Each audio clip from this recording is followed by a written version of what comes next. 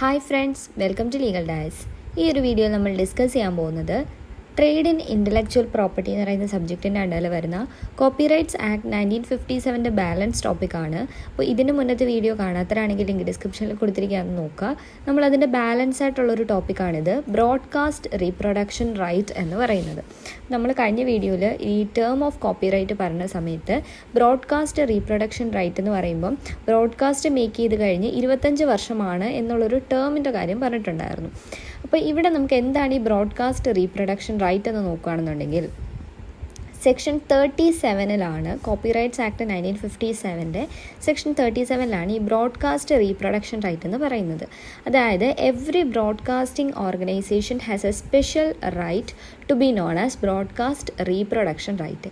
എല്ലാ ബ്രോഡ്കാസ്റ്റിംഗ് ഓർഗനൈസേഷനും ഒരു പ്രത്യേക റൈറ്റ് ഉണ്ട്, അവരുടെ മാത്രമായിട്ടുള്ള ഒരു അവകാശമുണ്ട്. അതിനെയാണ് നമ്മൾ ഈ ബ്രോഡ്കാസ്റ്റ് റീപ്രൊഡക്ഷൻ റൈറ്റ് എന്ന് പറയുന്നത്.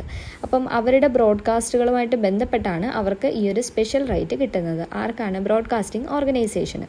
അപ്പോൾ ഈ ബ്രോഡ്കാസ്റ്റ് റീപ്രൊഡക്ഷൻ റൈറ്റ് എന്ന് പറയുമ്പം അത് 25 വർഷത്തേക്കായിരിക്കും. അത് നമ്മൾ പറഞ്ഞതാണ്, ബ്രോഡ്കാസ്റ്റ് മേക്ക് ചെയ്ത് കഴിഞ്ഞ് ഫോളോയിങ് ആയിട്ട് വരുന്ന ആ ഒരു ഇയറിൻ്റെ ബിഗിനിങ് തൊട്ട് 25 വർഷത്തേക്കായിരിക്കും ഈ ഒരു ബ്രോഡ്കാസ്റ്റ് റീപ്രൊഡക്ഷൻ റൈറ്റ് സബ്സിസ്റ്റ് ചെയ്യുന്നത്. അപ്പോൾ ഈ ബ്രോഡ്കാസ്റ്റ് റീപ്രൊഡക്ഷൻ റൈറ്റ് കണ്ടിന്യൂ ചെയ്യുന്ന സമയത്ത് ഒരു ബ്രോഡ്കാസ്റ്റുമായിട്ട് ബന്ധപ്പെട്ട് no person shall do any of the following act without the licence of the owner of the right. ഈ ഒരു റൈറ്റിൻ്റെ ഓണറുടെ ലൈസൻസ് ഇല്ലാതെ ഈ പറയുന്ന കുറച്ച് ആക്റ്റുകൾ ഒരാൾ ചെയ്യാൻ പാടില്ല. അപ്പോൾ അത് എന്തൊക്കെയാണെന്നാണ് നമ്മൾ പറയാൻ പോകുന്നത്. ഫസ്റ്റ് എന്ന് പറഞ്ഞു കഴിഞ്ഞാൽ ഈ ഒരു ബ്രോഡ്കാസ്റ്റിനെ തന്നെ റീബ്രോഡ്കാസ്റ്റ് ചെയ്യുന്നു. അത് കഴിഞ്ഞിട്ട് രണ്ടാമത്തതാണ് causing the broadcast to be heard or seen by the public on payment of any charges.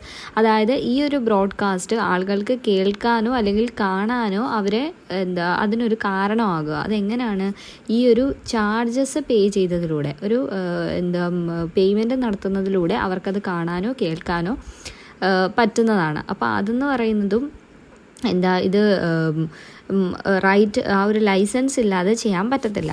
Then 3 എന്ന് പറഞ്ഞു കഴിഞ്ഞാൽ എന്തെങ്കിലും ഈ ഒരു ബ്രോഡ്കാസ്റ്റിൻ്റെ തന്നെ സൗണ്ട് റെക്കോർഡിങ്ങോ വിഷ്വൽ റെക്കോർഡിങ്ങോ മേക്ക് ചെയ്യുന്നു. അപ്പോൾ അതും ഇതിനകത്ത് വരുന്നതാണ്.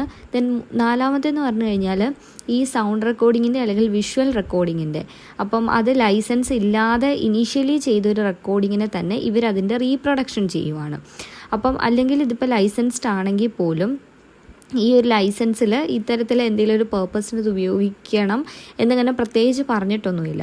അപ്പോൾ അങ്ങനെയുള്ള സാഹചര്യത്തിൽ ഇവർ ഈ ഒരു സൗണ്ട് റെക്കോർഡിങ്ങോ അല്ലെങ്കിൽ വിഷ്വൽ റെക്കോർഡിങ്ങോ റീപ്രൊഡ്യൂസ് ചെയ്യുന്നതും അതും ഇതുപോലെ തന്നെ ഇതിനകത്ത് ഈ പറയുന്ന ആക്ടുകൾ ലൈസൻസ് ഇല്ലാതെ ചെയ്യാൻ പാടില്ല എന്ന് പറഞ്ഞിട്ടുള്ളതാണ്. അത് കഴിഞ്ഞിട്ട് ഒരെണ്ണം കൂടെ പറയുന്നുണ്ട്, selling or hiring to the public or offering for sale or hire any such sound recording or visual recording.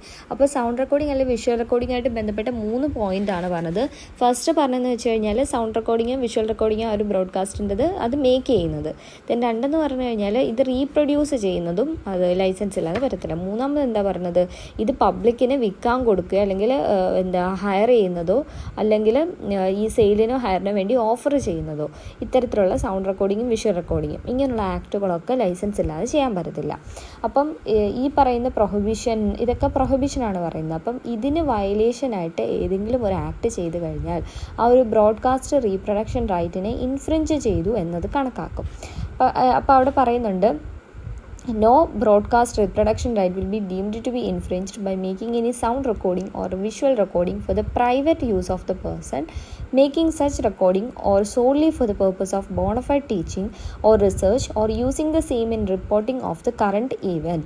അതായത് ഈ ഒരു ബ്രോഡ്കാസ്റ്റ് റീപ്രൊഡക്ഷൻ റൈറ്റിനെ ഇൻഫ്രിഞ്ച്ഡ് എന്ന് നമ്മൾ കണക്കാക്കുമെന്ന് പറഞ്ഞു ഈ പറഞ്ഞ ഏതെങ്കിലും ആക്ട് വന്നു കഴിഞ്ഞാൽ. പക്ഷേ ഈ പറയുന്ന സൗണ്ട് റെക്കോർഡിങ്ങോ അല്ലെങ്കിൽ വിഷ്വൽ റെക്കോർഡിങ്ങിനോ പ്രൈവറ്റ് ആയിട്ടൊരു ഉപയോഗത്തിന് വേണ്ടിയിട്ടാണ്. ഇപ്പോൾ ഒരാൾ ചിന്തിക്കുകയാണ് അത് അയാൾക്ക് വേണ്ടിയാണ്, അയാളുടെ മാത്രം ആവശ്യത്തിന് വേണ്ടിയിട്ടാണ് അയാൾ അങ്ങനെ ഒരു റെക്കോർഡിങ് മേക്ക് ചെയ്യുന്നത്, അല്ലെങ്കിൽ അത് എന്തെങ്കിലും നല്ല ഉദ്ദേശത്തോടു കൂടി പഠിപ്പിക്കാൻ വേണ്ടിയിട്ടോ അല്ലെങ്കിൽ റിസർച്ചിന് വേണ്ടിയിട്ടോ ആണ്. അതല്ലെന്നുണ്ടെങ്കിൽ ഇത് കറണ്ട് ഇവൻറ്റുകളെ റിപ്പോർട്ട് ചെയ്യുന്നതിന് വേണ്ടിയിട്ട് ഇത്തരത്തിലുള്ള ഓഡിയോയോ അല്ലെങ്കിൽ വീഡിയോയൊക്കെ വിഷ്വൽ റെക്കോർഡിങ്സൊക്കെ അവർ എടുക്കുന്നത്. അപ്പോൾ അങ്ങനെ എടുത്തു കഴിഞ്ഞാൽ അവിടെ ഒരിക്കലും ഇവിടെ ബ്രോഡ്കാസ്റ്റ് റീപ്രൊഡക്ഷൻ റൈറ്റിനെ ഇൻഫ്രിഞ്ച്ഡ് ആയി എന്ന് നമുക്ക് പറയാനായിട്ട് പറ്റത്തില്ല. പക്ഷേ such use must be consistent with fair dealing. അത് ആ ഒരു ഉപയോഗം എന്ന് പറയുന്നത് ഫെയർ ഡീലിങ്ങായിട്ട് കൺസിസ്റ്റൻ്റ് ആയിരിക്കണം. എന്ന് പറഞ്ഞാൽ നല്ല ഉദ്ദേശത്തിലും അങ്ങനെ നല്ല കാര്യങ്ങൾക്ക് വേണ്ടി ആയിരിക്കണം അത്തരത്തിലൊരു ഉപയോഗം. അല്ലാതെ ഈ പറഞ്ഞ ആക്റ്റുകളൊന്നും ഇതൊക്കെ പ്രൊഹിബിഷൻസ് ആണ്, ഇങ്ങനെ ചെയ്യാൻ പാടില്ലെന്നാണ് പറയുന്നത്. അപ്പോൾ അത്തരത്തിലുള്ള പ്രൊഹിബിഷൻസിന് വയലേഷനായിട്ട് ഒരു ആക്ട് ചെയ്യാൻ പാടില്ല. അങ്ങനെ ചെയ്തു കഴിഞ്ഞാൽ എന്താകും? അത് infringement of broadcast reproduction right ആയിട്ട് മാറും. ഇനി അടുത്ത ടോപ്പിക് എന്ന് പറഞ്ഞു കഴിഞ്ഞാൽ പെർഫോമേഴ്സ് റൈറ്റ് എന്ന് പറഞ്ഞിട്ടൊരു ടോപ്പിക്കാണ്. അപ്പോൾ ഈ ഒരു കോപ്പി റൈറ്റ്സ് ആക്ട് 1957 എന്ന് പറയുന്നത് 1994 അമെൻഡ് ചെയ്തിട്ടുണ്ടായിരുന്നു. അപ്പോൾ ആ സമയത്ത് ഈ പെർഫോമേഴ്സിൻ്റെ റൈറ്റിന് പ്രൊട്ടക്ഷൻസ് കൊടുത്തിട്ടുണ്ടായിരുന്നു. പെർഫോമൻസ് പറയുമ്പം ഈ പറയുന്ന ആക്ടേഴ്സ്, ഡാൻസേഴ്സ്, മ്യൂസീഷ്യൻസ്, ജഗ്ലേഴ്സ്, അക്രോബാറ്റ്സ് ഇവരൊക്കെ എന്താണ്? പെർഫോമേഴ്സാണ്. അപ്പോൾ അത്തരത്തിലുള്ള പെർഫോമേഴ്സിൻ്റെ റൈറ്റിന് പ്രൊട്ടക്ഷൻ കൊടുത്തിട്ടുണ്ടായിരുന്നു ഈ ഒരു അമെൻമെൻറ്റ് വന്നതിലൂടെ. അപ്പം അവരുടെ ഈ ഒരു സെക്ഷൻ 38 പ്രകാരമാണ് പെർഫോമേഴ്സിൻ്റെ റൈറ്റിനെ പ്രൊട്ടക്റ്റ് ചെയ്തിരിക്കുന്നത്. അപ്പോൾ പെർഫോമേഴ്സ് റൈറ്റ് എന്ന് പറയുമ്പം അവരുടെ ആ ഒരു ഇയർ ഓഫ് പെർഫോമൻസ് തൊട്ട് 25 വർഷത്തേക്കാണ് ആ ഒരു റൈറ്റ് നിലനിൽക്കുന്നത്, സബ്സിസ്റ്റ് ചെയ്യുന്നത്. അപ്പോൾ അതിനകത്ത് തന്നെ the performer has exclusive right to do the following acts. അപ്പോൾ ചില കാര്യങ്ങൾ ചെയ്യാനായിട്ട് പെർഫോമർക്ക് എക്സ്ക്ലൂസീവ് റൈറ്റ് ഉണ്ട്. അതെന്തൊക്കെയാണെന്ന് നോക്കിക്കഴിഞ്ഞാൽ, ഫസ്റ്റ് എന്ന് പറയുമ്പം ഒരു പെർഫോമൻസിൻ്റെ സൗണ്ട് റെക്കോർഡിങ്ങോ അല്ലെങ്കിൽ വിഷ്വൽ റെക്കോർഡിങ്ങോ എടുക്കാനായിട്ടുള്ളൊരു എക്സ്ക്ലൂസീവ് റൈറ്റ് ഉണ്ട്. ദെൻ രണ്ടെന്ന് പറഞ്ഞു കഴിഞ്ഞാൽ ആ ഒരു പെർഫോമൻസിൻ്റെ തന്നെ സൗണ്ട് റെക്കോർഡിങ്ങോ അല്ലെങ്കിൽ വിഷ്വൽ റെക്കോർഡിങ്ങോ റീപ്രൊഡ്യൂസ് ചെയ്യാനായിട്ടും പറ്റും. മൂന്നെന്ന് പറഞ്ഞു കഴിഞ്ഞാൽ ആ ഒരു പെർഫോമൻസ് ബ്രോഡ്കാസ്റ്റ് ചെയ്യുക. ബ്രോഡ്കാസ്റ്റ് എന്ന് ഉദ്ദേശിക്കുന്നത് ടെലിവിഷനിലൂടെ എങ്ങനെയും രീതിയിൽ ട്രാൻസ്മിറ്റ് ചെയ്യുക എന്നുള്ളതാണ്. അപ്പോൾ അങ്ങനെ ആ ഒരു പെർഫോമൻസ് ബ്രോഡ്കാസ്റ്റ് ചെയ്യാൻ പറ്റും. ദെൻ 4 പറഞ്ഞു കഴിഞ്ഞാൽ ഇത് ഈ ബ്രോഡ്കാസ്റ്റ് അല്ലാതെ മറ്റേതെങ്കിലും രീതിയിലൂടെ പബ്ലിക്കിലേക്ക് ഈ ഒരു പെർഫോമൻസ് അറിയിക്കുന്നത്, കമ്മ്യൂണിക്കേറ്റ് ചെയ്യുന്നതും ഇതിനകത്ത് തന്നെ വരുന്ന ഒരു എക്സ്ക്ലൂസീവ് റൈറ്റാണ്. ഇങ്ങനെ 4 എക്സ്ക്ലൂസീവ് റൈറ്റ്സ് ആണ് ഒരു പെർഫോമറിനുള്ളത്. അപ്പം ഈ പറയുന്ന ഏതെങ്കിലും റൈറ്റ് വയലേറ്റ് ചെയ്യപ്പെടുകയാണെന്നുണ്ടെങ്കിൽ ആ ഒരു പെർഫോമറിൻ്റെ റൈറ്റിന് ഇൻഫ്രിഞ്ച്മെൻറ്റ് വന്നു നമുക്ക് പറയാൻ പറ്റും.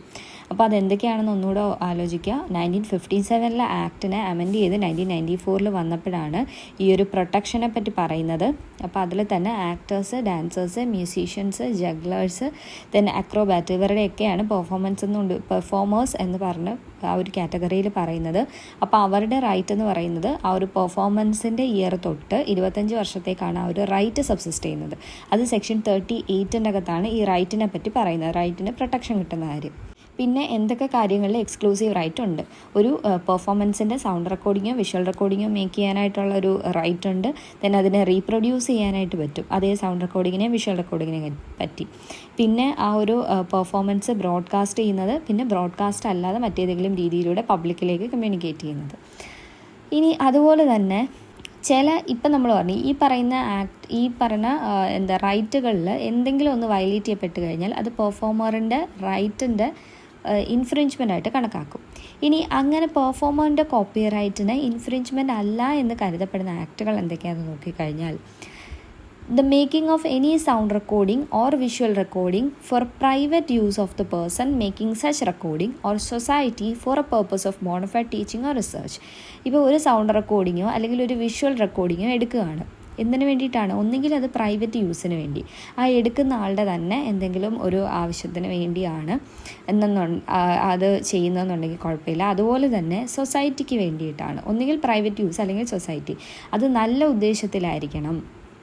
ഇപ്പോൾ ടീച്ചിങ്ങിന് വേണ്ടി അല്ലെങ്കിൽ റിസർച്ചിന് വേണ്ടി അങ്ങനെയൊക്കെ ഉള്ളതാണെന്നുണ്ടെങ്കിൽ അത് ഇൻഫ്രിഞ്ച്മെൻ്റ് ആയിട്ട് കണക്കാക്കത്തില്ല. രണ്ടെന്ന് പറഞ്ഞു കഴിഞ്ഞാൽ ഇപ്പം ഈ കറണ്ട് ഇവൻ്റ് റിപ്പോർട്ട് ചെയ്യുന്നതിന് വേണ്ടിയിട്ട് ആ ഒരു പെർഫോമൻസ് എടുക്കുന്നത്, ആ ഒരു fair dealing of A performance. നമ്മളല്ല ഫെയർ ഡീലിംഗ് എന്ന് പറയുന്ന ഒരു കാര്യം അത് എല്ലായിടത്തും ഓർക്കേണ്ടതാണ്. ഫെയർ ഡീലിംഗ് ആണെന്നുണ്ടെങ്കിൽ പ്രശ്നമില്ല. അപ്പോൾ ഇവിടെ അതുപോലെ തന്നെ ആ ഒരു പെർഫോമൻസിൻ്റെ ഫെയർ ഡീലിംഗ് ആണ് ഈ കറണ്ട് ഇവൻ്റ് റിപ്പോർട്ട് ചെയ്യുന്നത്. ഇപ്പോൾ നമ്മൾ ടി വിയിലൊക്കെ കലോത്സവത്തിൻ്റെയൊക്കെ ഓരോ വീഡിയോസും കാര്യങ്ങളൊക്കെ വരാറുണ്ട്. അപ്പോൾ അതൊക്കെ നമുക്ക് ഈ ഒരു അങ്ങനെ റിപ്പോർട്ട് ചെയ്യുന്നതും അങ്ങനെയുള്ള വീഡിയോസ് ആ ഒരു കറണ്ട് ഇവൻ്റ് റിപ്പോർട്ട് ചെയ്യുന്നതായിട്ട് രീതിയിൽ പെർഫോമൻസ് കൊടുക്കുന്നത് കൊണ്ട് കുഴപ്പമില്ല. ദെൻ മൂന്നാമത്തെന്ന് വെച്ച് കഴിഞ്ഞാൽ ഈ ജുഡീഷ്യൽ പ്രൊസീഡിങ്ങിന് വേണ്ടിയിട്ട് ഈ എന്തെങ്കിലും ഒരു ഇതിൻ്റെ റീപ്രൊഡക്ഷൻ എന്ന് പറയുന്നത്. പിന്നെന്ന് പറഞ്ഞു കഴിഞ്ഞാൽ reproduction for the use of members of ലെജിസ്ലേച്ചറിലെ മെമ്പേഴ്സിൻ്റെ എന്തെങ്കിലും യൂസിന് വേണ്ടിയിട്ട് ഈ ഒരു സൗണ്ട് റെക്കോർഡിങ്ങോ അല്ലെങ്കിൽ വിഷ്വൽ റെക്കോർഡിംഗ് ഒക്കെ റീപ്രൊഡ്യൂസ് ചെയ്യുന്നത്. ഇതൊന്നും എന്തായിട്ട് മാറത്തില്ല, ഇൻഫ്രിഞ്ച്മെൻ്റ് ആയിട്ട് കണക്കാക്കാൻ പറ്റത്തില്ല. പെർഫോമറിൻ്റെ കോപ്പിറൈറ്റിൻ്റെ ഇൻഫ്രിഞ്ച്മെൻ്റ് ആണ് എന്ന് വരാത്ത ആക്റ്റുകൾ എന്തൊക്കെയാണെന്നാണ് നമ്മൾ പറഞ്ഞത്. സോ ഏതൊക്കെയാണ് പെർഫോമറിൻ്റെ റൈറ്റ് എന്നും പറഞ്ഞു, അതിൻ്റെ ഇൻഫ്രിഞ്ച്മെൻ്റ് എന്ന് കണക്കാക്കാത്ത ആക്റ്റുകൾ ഏതൊക്കെയാണെന്നും പറഞ്ഞു. അപ്പോൾ ഈ ഒരു ടോപ്പിക് ഇത്രേ ഉള്ളൂ. നമുക്കിനി ഇതിൻ്റെ അകത്ത് തന്നെ അസൈൻമെൻറ്റ് ലൈസൻസ്, കോപ്പിറൈറ്റിൻ്റെ തന്നെ ഇങ്ങനെയുള്ള ഇതൊക്കെ നമ്മൾ പേറ്റൻറ്റിൽ പഠിച്ച അതേ ടോപ്പിക്സ് തന്നെയാണ്. നമുക്ക് അസൈൻമെൻറ്റും ഈ ലൈസൻസൊക്കെ നമ്മൾ പേറ്റൻറ്റിൽ പറഞ്ഞതായിരുന്നു, അത് തന്നെ നമുക്ക് കോപ്പിറൈറ്റിൻ്റെ അകത്തും പറയാനുണ്ട്. സോ ഫ്രണ്ട്സ്, അത് നമുക്ക് അടുത്ത വീഡിയോയിൽ ഡിസ്കസ് ചെയ്യാം. അപ്പോൾ നിങ്ങൾക്ക് ഈ ഒരു വീഡിയോ യൂസ്ഫുൾ ആയെന്ന് തോന്നുകയാണെന്നുണ്ടെങ്കിൽ ലൈക്ക് ചെയ്യുക, നിങ്ങളുടെ ഫ്രണ്ട്സിനോട് ഇത് ഷെയർ ചെയ്ത് കൊടുക്കുക, ആൻഡ് ഈ ചാനൽ മറക്കാതെ സബ്സ്ക്രൈബ് ചെയ്യുക.